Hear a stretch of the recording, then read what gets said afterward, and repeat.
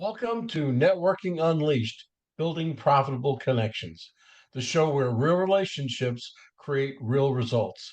I'm your host, Michael Forman. Let's be honest, most professionals have experienced networking that felt more like a sales pitch than a conversation. Too many people enter the room focused on closing a deal instead of building a relationship. But the truth is, the most successful professionals often grow their business very differently. They begin known for their knowledge, ability, and their trust they build with others in their industry. My guest today believes that authentic relationships consistently outperform traditional sales tactics. We're talking about how deep industry knowledge positions you as a resource, how trust develops you through genuine conversations, and why people are far more likely to do business with someone they respect than someone who they're trying to sell them something. If you build connections that naturally lead to opportunity, this episode is for you. I'd like to welcome to the podcast Sebastien Night. He's going to tell us more about his background and everything else. But Sebastian, welcome to the podcast. And could you give us the cliff notes of how you got where you are today? Hi, Michael. Yes, of course. Thanks for welcoming me to the podcast. The cliff notes of how I got where I am. So first of all, where am I? I'm the leader of OneTake AI. We are a company that sells an AI agent that edits videos for experts, podcast hosts, and online course creators. And we have clients using our software in 119 languages. And before that, I was the founder of the Free Entrepreneur Movement, which I started in 2010.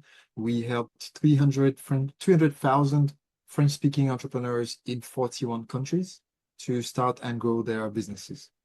And how I got to both places is by using video to share content and also to create the relationships with the key people that were able to help us to partnerships to grow the businesses.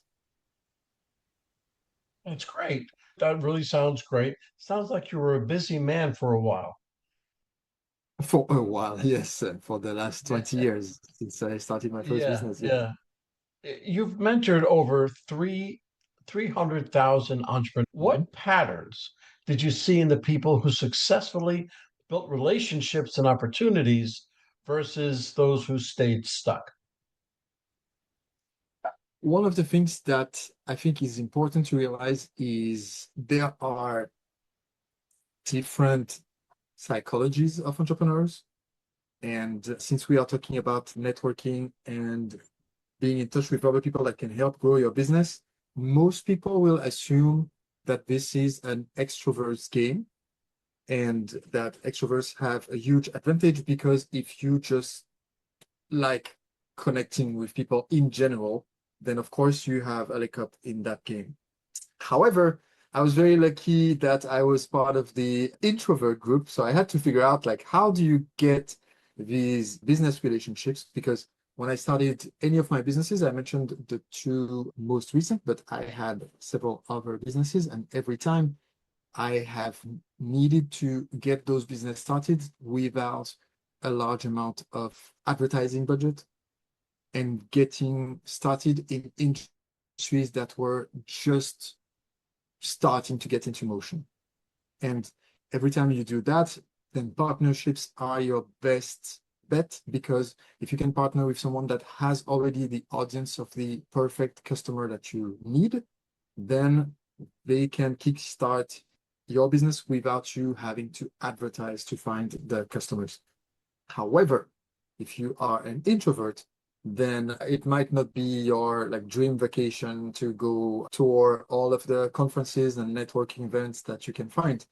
And in my case, what really helps me is I realized if I don't have the natural inclination to try to open the conversation is with hundreds of different possible people, then the best option is to have these people know me ahead of time so that the doors are already open and the opportunities are already there.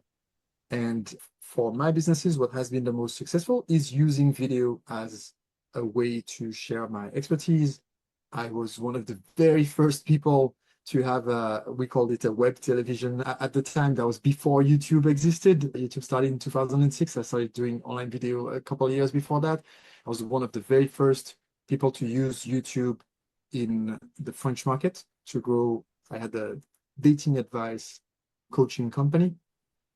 And basically packaging expertise into books, but using this, like all of the contents for my books, I packaged into videos so that you didn't need to buy the book, you could just watch the videos. Created the opportunities where when I reached out to potential partners or when I was at an industry event, people already had the knowledge of who I was, what my expertise was. And so those conversations were much easier to start. Okay, very good. You eventually shifted from mentoring in the building into building software. What did that transaction teach you about scale, communication, and where entrepreneurs struggle most? So first of all, I did that change because I already had the experience as an engineer by training. I was engineer from one of the, let's say, the French equivalent of the Ivy League in terms of training. And so I knew what I could accomplish in terms of the product. But then again, when starting an AI company, that was a year before ChatGPT came out. So nobody knew what AI was. The only way to get started and bring in customers, since they didn't know, that was not a thing that people were Googling or talking about. The only way to get that was to be in front of warm audiences. The best medium for us was to use webinars. I would do the demo of the software and then make an offer. And the best way to get people onto the webinars was not to advertise for them because you don't know yet how well the webinar is going to convert. So you don't want to spend thousands of dollars or tens of thousands in advertising it. So the best way to do that was I spoke at a few conferences. At those conferences, I just talked with other speakers and attendees who had the relevant audiences for the business. And those connections are what enabled us to get our first audience for the software. So when you're asking what I learned about that process, I think that one of the important things is if you want to create lasting relationships, then you have to realize that even when switching from one industry to another, those relationships, as long as you've added value over the years to these people, they will look out for you and try to help you with creating more connections. So that has been very helpful for me. I have had people reach out, and I use Signal, I don't use WhatsApp, and they would reach out on Signal and say, hey, I want to connect you with, because maybe they are looking to do webinars. You've been doing them for a while. There's a potential connection there without the person trying to be a middleman or earn commission for the referral or anything like that, but just because we had this positive, long-lasting relationship. And I think if you cultivate that, whatever your current business is, then it definitely will help for the next project. You mentioned that you started this before ChatGPT actually came out. Yeah. How do you see AI changing the way that entrepreneurs they built trust with audiences? So there's the positive and the negative part of how AI is going to influence how people create relationships. We have at OneTake AI, we have a fairly contrarian stance regarding AI and video or content creation. Most startups that are in the space create, their goal is basically to replace the content creator with a puppet or AI avatar that will speak instead of them, which is very appealing, like from a deep-seated human desire to sit back and do nothing. This is a very appealing proposition, but it has one tiny drawback, which is nobody wants to watch those videos. And as soon as people realize that they've been watching animated set of pixels. There's no human there. They lose all interest. There was a tiny novelty aspect to it, but people don't want to watch that. And so I think what's already happening is that as people are getting inundated with AI generated content, there's a growing drive for people to be consuming actual real information from whether it is a podcast, whether it is a straight face-to-camera video, but something that has the host's humanity and presence and history and stories in it. So I do think that now is a great time if somebody is considering using video to create that relationship with their audience. It's a great time to have those videos. They don't have to be perfect. There are tools like our own. If people just go to try.onetake.ai, they're able to try our software to edit their videos for free. Those tools will make the video more professional looking, but without removing the humanness of the video. And I think that would be the most important part because, Michael, your audience, they are looking to create these human connections because they know that opening those doors are the key to growing their business. And you're not going to have those connections if all the content that people have seen from you is a generated AI avatar. Because if they wanted to have synthetic content on whatever topic, they could just have asked ChatGPT or Gemini or Grok, just tell me something about XYZ, right? They could have asked the machine. So they didn't need the machine to have your face because that's not creating the relationship with you if the machine has your face. Being the actual person behind it, infusing it with your actual stories, not just reading off generated script, but having your real life experience inside of that is, I think, what will make the difference in the coming years. I agree. And yes, the stories, AI can do all the technical behind the what you want to talk about.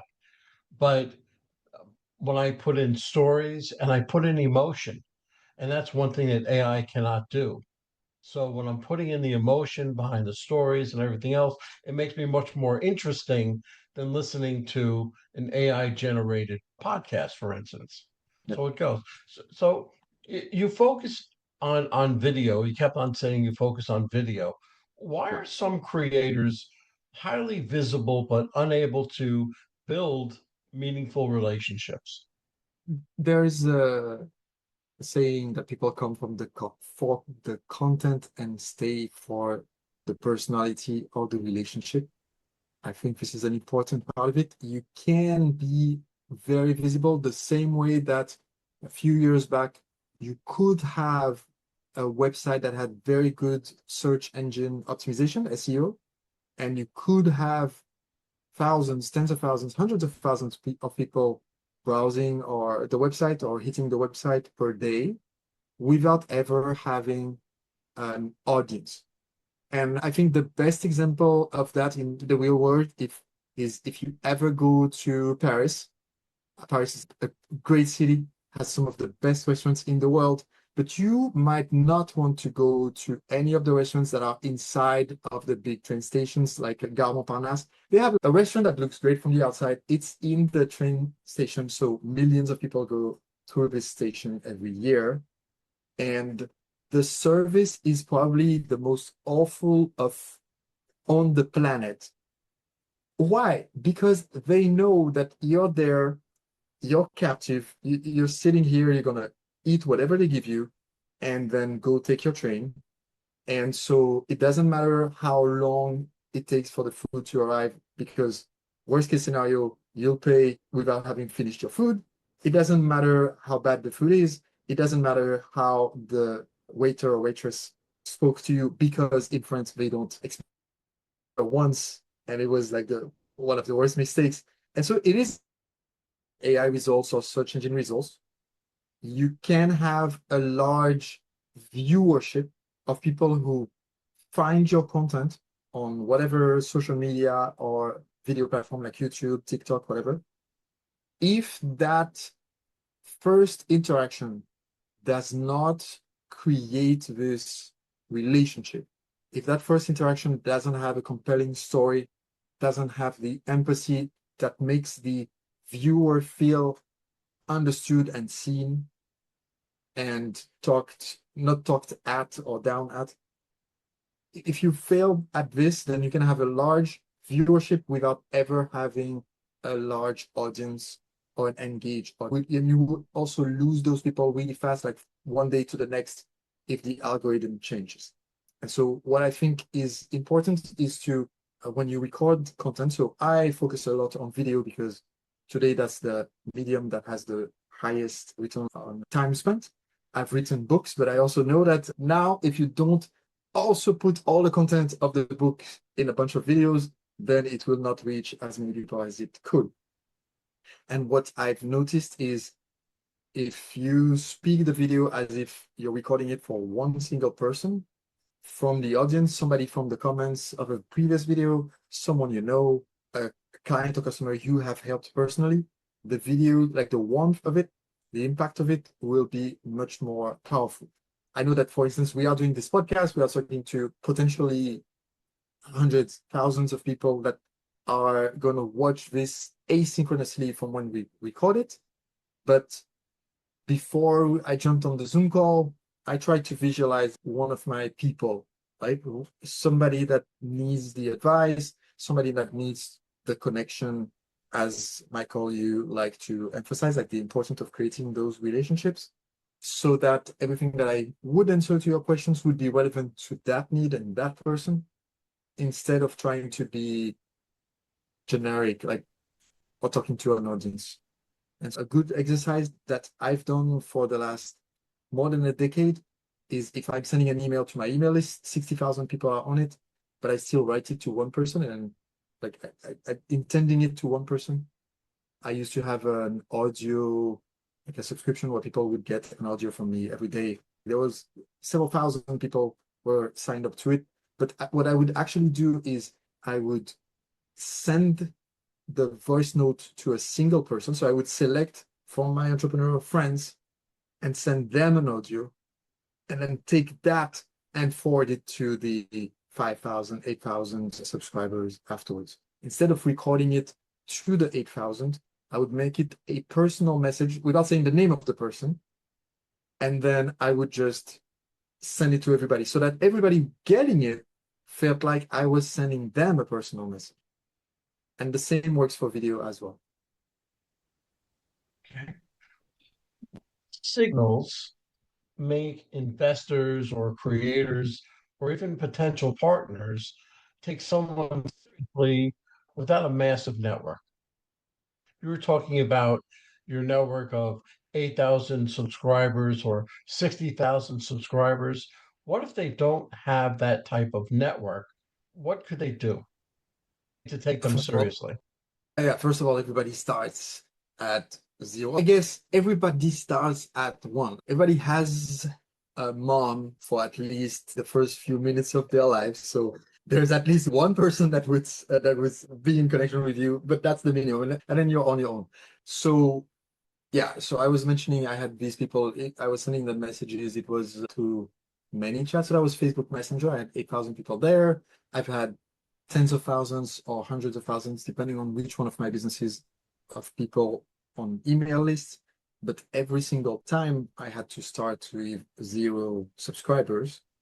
And starting from zero subscribers, the key elements to focus on are what can I provide that is of value, and not in abstract, but that is of value in the current environment. So I wouldn't be able to build these audiences today by giving the same content or PDFs or videos that I did when I started my business like many years ago. Because if I did that now, the content, like some of the concepts that I created and I shared in the French language have become common words in the marketing space and the entrepreneurship space. And it's even happened to me once that I tried to trademark one of my concepts, and the French trademark office said, no, actually, this word is already in wide circulation, so you cannot trademark it. And then because they quoted to me the Google results on the keywords, and I tried to point out that all of like the first 10 results were people interviewing me about those concepts. So it was still proof that it came from me, but it was too wide open. And so if I came today with some of those ideas that were very fresh and new in 2010, nobody would give their email to hear about it because it sounds like it's been there, it's been done a lot, right?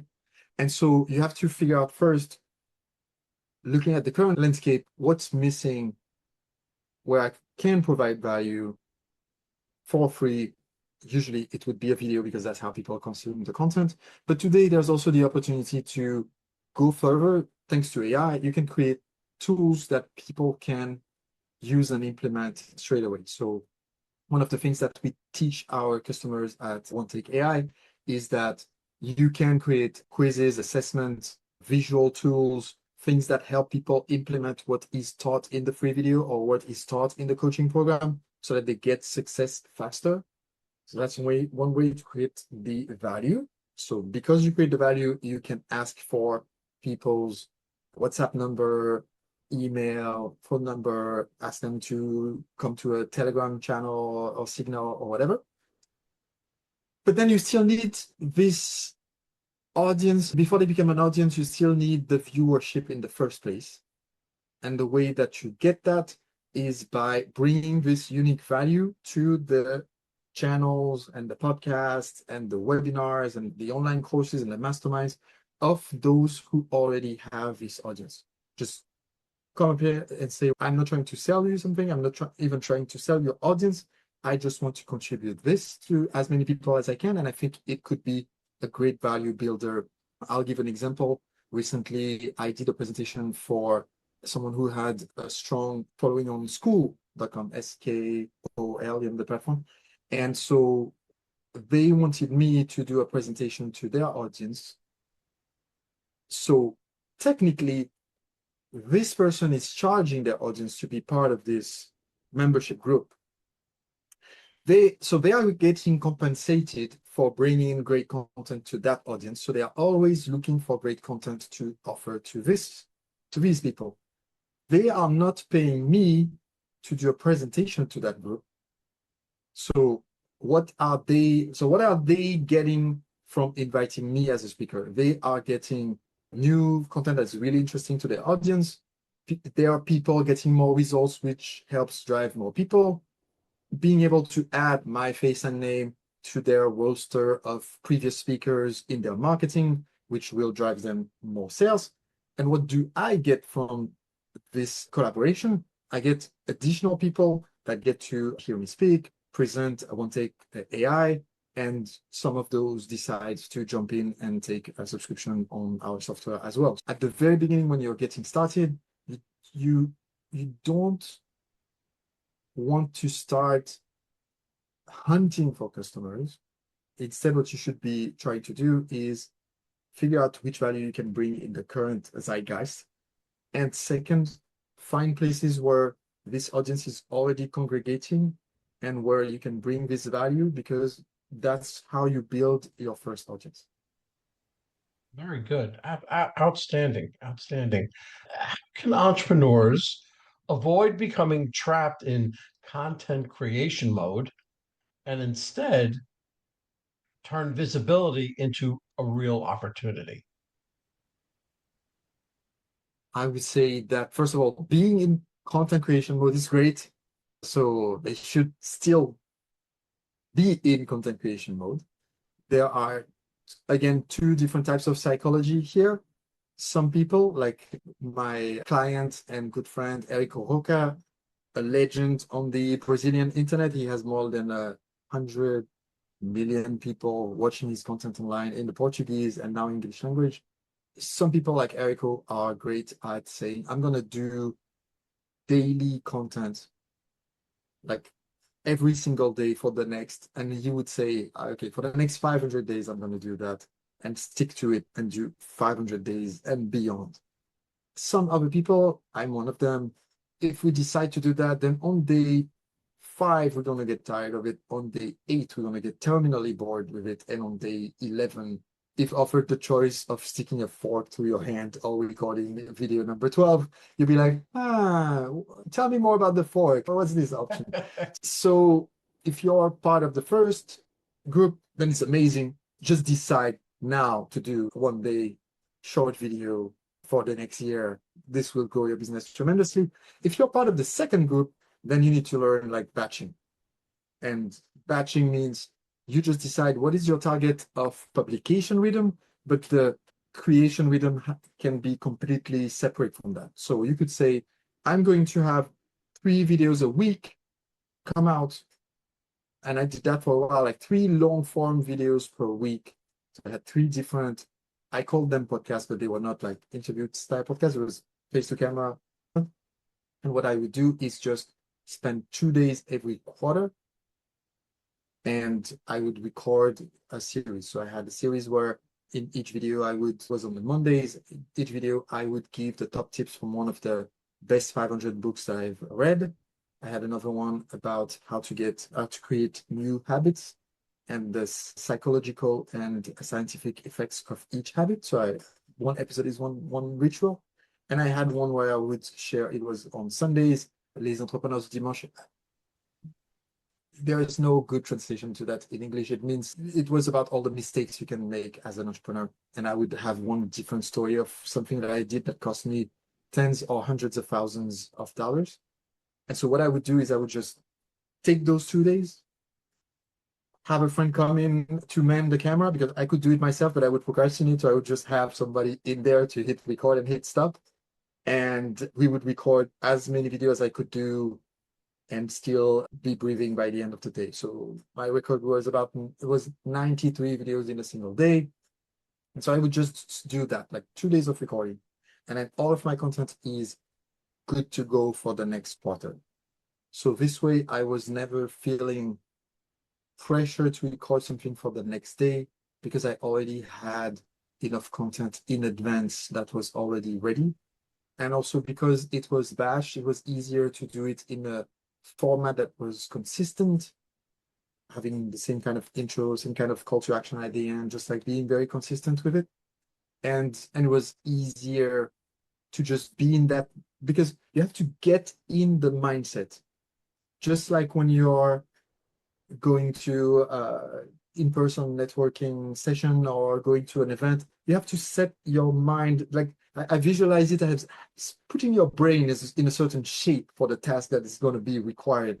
And so it's always counterproductive to mold your brain in the I'm going to talk to video shape, and maybe it takes you 10 minutes to get there, 15 minutes. For some people it takes them an hour to get like in the mood for it.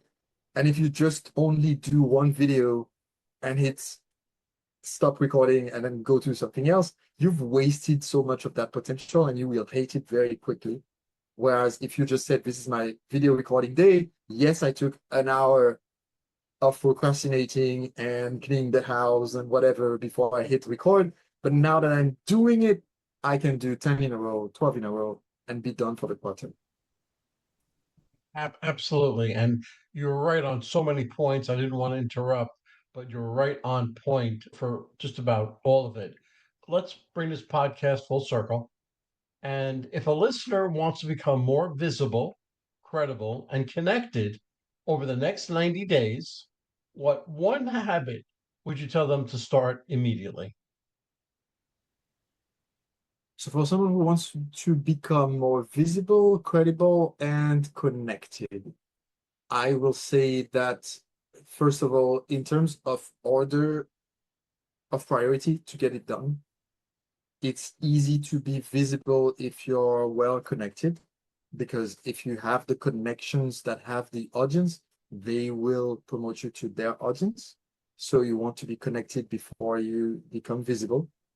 And if you want to create those connections, then it's much easier to create those connections if you are credible because again, if you're the introvert and you don't want to spin yarn for hours until the person says, yeah, fine, okay, I will email, which might work, but for some people, I don't know, that's not the way I think it works. So if you want instead that when you reach out, they say, oh my God, yeah, you're the guy that did the 7 keys to XYZ or whatever. If you want them to already get who you are and why what you have to say matters, then you need the credibility first. So in terms of order I would go with that. And the way you build this credibility is not through your pedigree. It's great once you have built it. So today, I'm able to say, I built the free entrepreneur movement. We help 300,000 entrepreneurs. I've written 11 books. Like I've done things. Okay. So it helps, it opens doors because in the French market, at least, somebody, like it has happened to me, I would go to a conference and go to the speaker. And before I open my mouth, it happened recently. That person said, "Oh my God, they told me they started their business by being an attendee at one of my seminars like in 2016. And then she was a female speaker. And then her husband came in and he said, "Oh my God," he approached her when he was single based on a dating advice I had recorded in a video on my YouTube channel in 2009. So they were married thanks to that YouTube video. And so in terms of creating that connection, I didn't need to do any effort in the 2020s because my content had done the work in the 2000s and the 2010. So the way that you create this credibility is not to think, "Oh my God, I'm at a disadvantage because I don't have this curriculum of content and things from the past," but instead start creating it today. Start figuring out today, how do I show my expertise? How do I create that expertise if I don't have it yet? One of the great ways is to hang out with the experts. One of the great ways to hang out with the experts is to reach out and to interview them for a podcast, interview them for an article, interview them, because then you create that first connection, but still the expertise and the brand name is associated to you. So for instance, we are on Michael's podcast. And so even somebody that might have found the video because they Googled the Sebastien Night interview or whatever to see if somebody from my audience now knows Michael Forman, and we on your podcast are talking about networking and connections, which is a topic that I haven't ever approached in the last year of different interviews that I've done. So in the mind of someone that came in for me or randomly on this episode, the topic gets associated with Michael because it's Michael's home here, it's his podcast here. And so that's what I would say. If somebody wants to create this visibility, they need the connections. If they want to be connected, they need the credibility. And the way to create the credibility is to share from your own expertise about what's the unique need that's missing in the market that you can fulfill, or connecting with the experts to grab the essence of that out of their brains and package it in a way that people can consume. And some people have built empires by doing this. Tim Ferriss, for instance, his podcast is a great example of that. Absolutely. That's fantastic. Sebastian, this first of all, this was wonderful. I'm so glad you came on my podcast because you have so much knowledge and you wanted to share it, and it was just spectacular. If somebody wanted to get hold of you, what's the best way that they can get hold of you? Okay. Two things. The first is if somebody is interested because they're interested in creating videos and using our amazing AI, they could go to our main website, which is OneTake.ai. But if they go to try, which is TRY, so try.onetake.ai, then they're able to try it for free on their videos. And if they want to reach out to me, then it's really easy. It's my first name at onetake.ai is my email. Yeah, they can just reach out. That's fantastic. This conversation reminds us that strong business relationships are rarely built through pressure.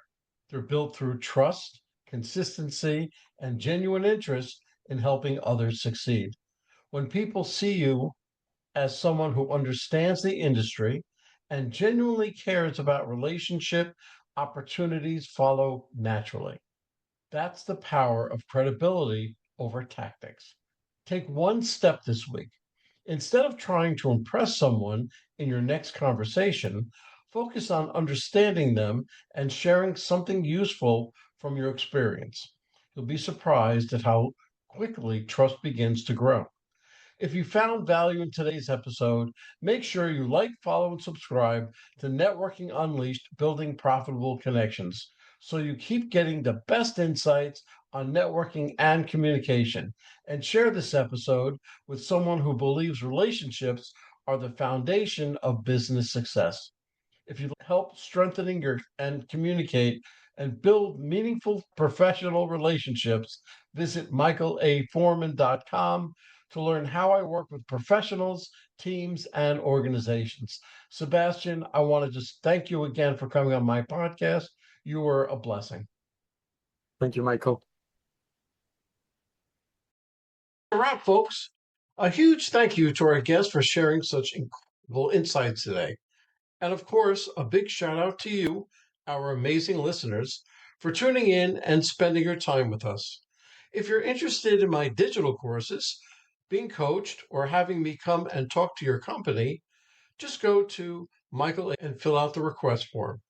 Remember, networking isn't about being perfect, it's about being present. So take what you've learned today, get out there, and make some meaningful connections. If you've enjoyed this episode, please don't forget to subscribe, leave us a review, and share it with someone who could use a little networking inspiration. Let's keep the conversation going. You can find me on Apple, Spotify, Pandora, YouTube, or my website, forman.com/podcasts.